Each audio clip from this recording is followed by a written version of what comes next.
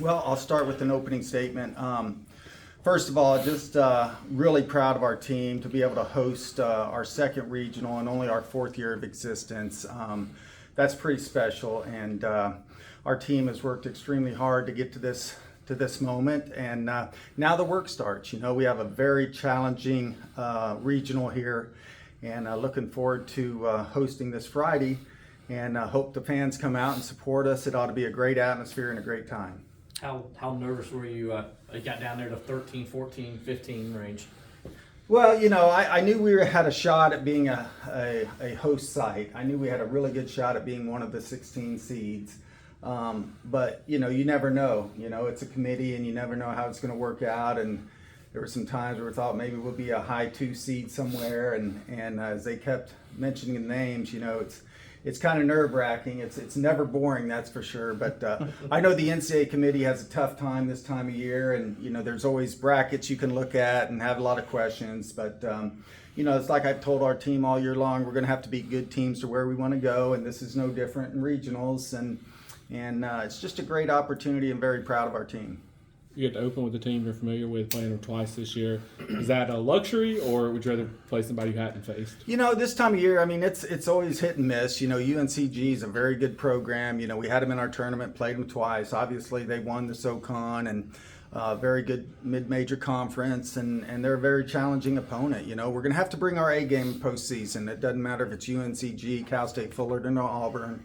We're going to have to play our best softball to advance. How familiar are you with Fullerton and Auburn and what they've done this season? Yeah, very familiar. We keep an eye on everybody, and Fullerton was a team that, they got upset this weekend against Long Beach State twice, and so they had to get the at-large berth.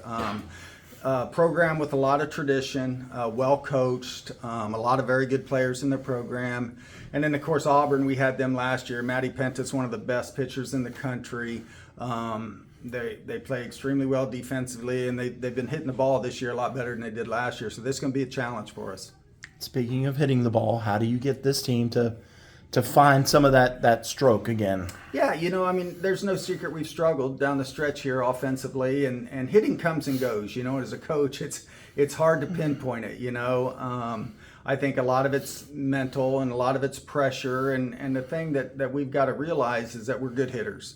And we got to go back and do some of the basic things right. And hitting comes down to timing and pitch selection. And I think, recently our decision making hasn't been real great at the plate. And we've had some non-competitive at-bats. And that's what we're going to work on this week is getting back to basics and really getting the competition back into each at-bat with the players. How daunting is it knowing that if everything's chalk that you've got Oklahoma waiting for you? Yeah, it's daunting, but at the same time, we kind of started this program on the mantra that we were going to shock the world. And, certainly you can't look past this regional. We've got to get out of this regional, and then we can worry about, Oklahoma. But what a better opportunity at the same time, and if you're a program that kind of built on the mantra of shocking the world, that would be a great way to do it. Are you kind of there when you're only your third full season, now hosting 2 regionals? It's remarkable, and I pinch myself all the time, and just very blessed and grateful to be able to come to work with the people that are on our staff and the coaches that we get to coach, and we got a great group here, and they've worked extremely hard, and to be in our 4th year in existence, and that includes COVID when there wasn't a postseason, and to be 3 years in a row regionals and 2 years in a row hosting a regional is just remarkable. And so proud of our program, our entire support staff, our coaches, everybody involved in this program. How do you get these young ladies, even though it's the postseason, it's all in line, to just now go relax and have fun? Yeah, I think that's the big key. Everybody's 0-0 right now, and it's a new season. And it's the last part of our season, so it's championship time, and we're out to win championships, and it starts with UNCG on Friday. It's a double elimination, so somebody's going to have to beat us twice, and I think that's going to be a tough task for anybody if we bring our A game and we're ready to play. But we have to play relaxed, and we have to play, with that mentality that, the season's on the line. What will kind of this week leading up to this weekend in the games, what will this kind of look like for you guys schedule-wise? Yeah, so we've been practicing in the mornings, trying to avoid the afternoon rains, but recently it's been raining in the morning now. So try to practice around the weather. But this time of year, it's just really about, making sure we're taking care of some of the details. Obviously, offense is going to be a big part of our practice schedule this week, getting our swings back and just getting ready for, an exciting time of year. Anything else for Coach Rittman?